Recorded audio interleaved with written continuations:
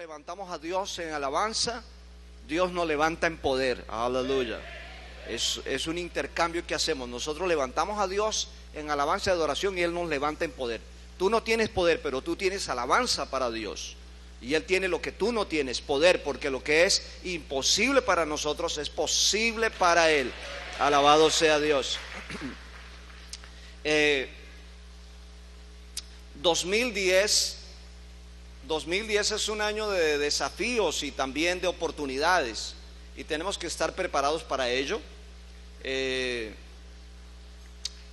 Hay un simbolismo en la palabra de Dios que nos ayuda a entender un poco el quehacer de Dios. Dios se mueve por símbolos, sombras, ejemplos, semblanzas, y 10 es una semblanza de varias figuras que hay en la Biblia. Por ejemplo, hay 10 plagas en el Antiguo Testamento. Las 10 plagas Dios las permitió para probar el sistema corrupto de Egipto. Diga 10. 10 son 10 plagas que Dios permite para probar el sistema corrupto. Y así también Dios ha estado permitiendo en esta etapa, en este season, en esta temporada, en este año, tanto en el anterior como ahora, que vengan plagas, pestes, terremotos para probar el sistema corrupto de muchos gobiernos. Es decir, cuando se sacude la tierra, cuando caen las pestes, los gobiernos quedan al descubierto de sus mala administración, de su poca preparación, de su poca provisión para ayudar.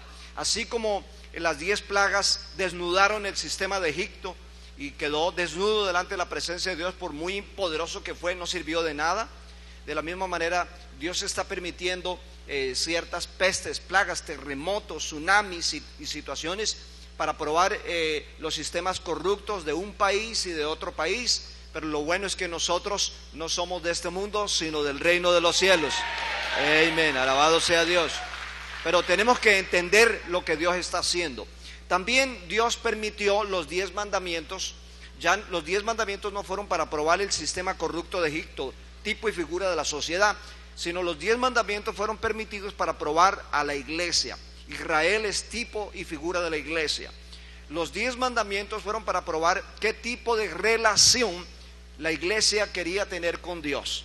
De la misma manera, Dios va a reforzar sus mandamientos, sus estatutos, sus decretos, sus ordenanzas dentro de la iglesia para probar el corazón de la iglesia, porque caras vemos, corazones no conocemos, y no todas las iglesias están predicando el evangelio del reino de Dios. Hay personas que predican por ganancias deshonestas, otros por competir, pero hay unos que predican por amor al Padre. Bendito sea Dios. Entonces Dios va a permitir un reforzamiento de los mandamientos para probar el corazón de muchas iglesias, y muchas van a ser halladas falsas, van a ser halladas desnudas y lejos del Señor. Pero también Dios va a permitir una semejanza, una aparición semejante a las de las 10 vírgenes. Las 10 vírgenes no fueron enviadas para probar el sistema de la iglesia, sino el corazón de los miembros de la iglesia. Las 10 vírgenes representan a los individuos, miembros de las congregaciones, hijos de Dios, creyentes en la palabra, personas de fe. Diga 10. Entonces hablamos de 10 plagas, hablamos de 10 mandamientos, ahora estamos hablando de 10 vírgenes. 10, Dios va a permitir que el corazón de muchos de nosotros quede descubierto, y nos vamos a dar cuenta que algunos estamos actuando insensatamente y otros sabiamente. Las 10 vírgenes habían 5 insensatas y 5 sabias. Insensatas, todas venían a la misma iglesia, cantaban los mismos cantos, depositaban la misma ofrenda, pero estaban más medio preparadas. Y entonces, cuando se acercó el día de la premiación, cuando el maestro llegaba, el tiempo se prolongó, cabeceaban, les agarró el sueño y perdieron la entrada a la tierra prometida. Por eso que tenemos que estar listos, percibidos, porque el tiempo se acerca y necesitamos estar seguros que nuestra lámpara tiene aceite suficiente y que no vamos a estar dormidos, sino que vamos a estar despiertos para oír la voz del esposo que dice: amada mía, he llegado conmigo y mi galardón para recompensar la obra que ustedes han hecho. Denle un aplauso al Señor. Bendito sea Dios. Aleluya. Son tiempos proféticos y tenemos que entender los tiempos, debemos ser entendidos de los tiempos de Dios.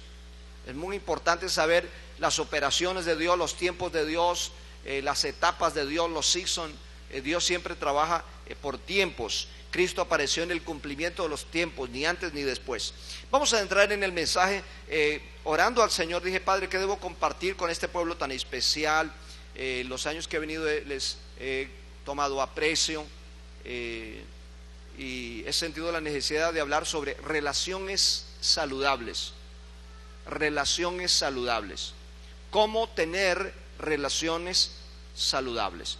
Vamos a ir al libro de Mateo capítulo 22. Mateo capítulo 22, el versículo 36 al 40. Vamos a hablar de relaciones saludables. ¿Cómo tener relaciones saludables?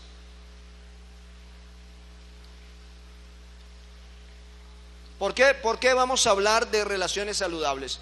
Porque Dios trabaja de tres formas. Dios trabaja por revelación. Revelación es una iluminación que Dios te da.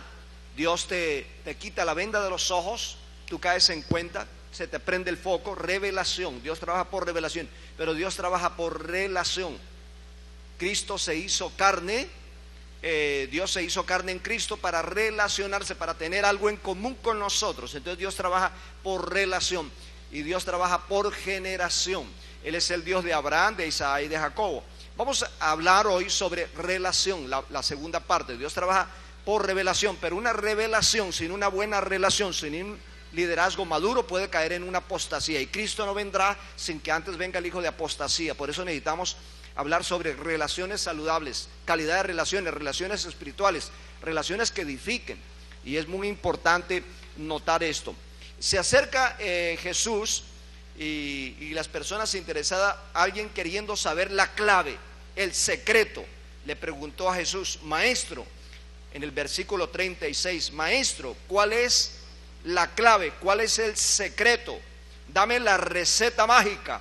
¿Cuál es el gran mandamiento en la ley?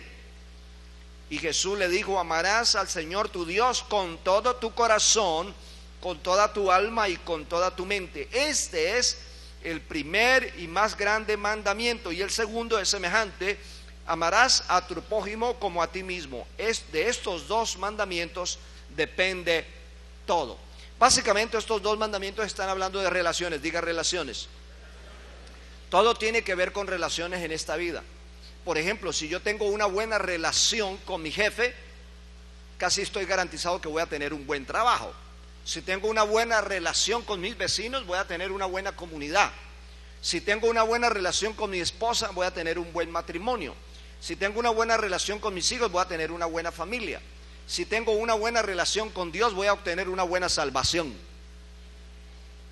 Todo, absolutamente en la vida tiene que ver con relaciones. La parte sentimental, la parte laboral, la parte espiritual, la parte social, la parte política, la parte financiera. Si usted se relaciona correctamente con el medio ambiente, entonces usted le quedará fácil obtener la victoria. Por eso esta persona curiosa le preguntó a Jesús: Señor, dime cuál es la clave, el secreto, la receta mágica para resumir esto.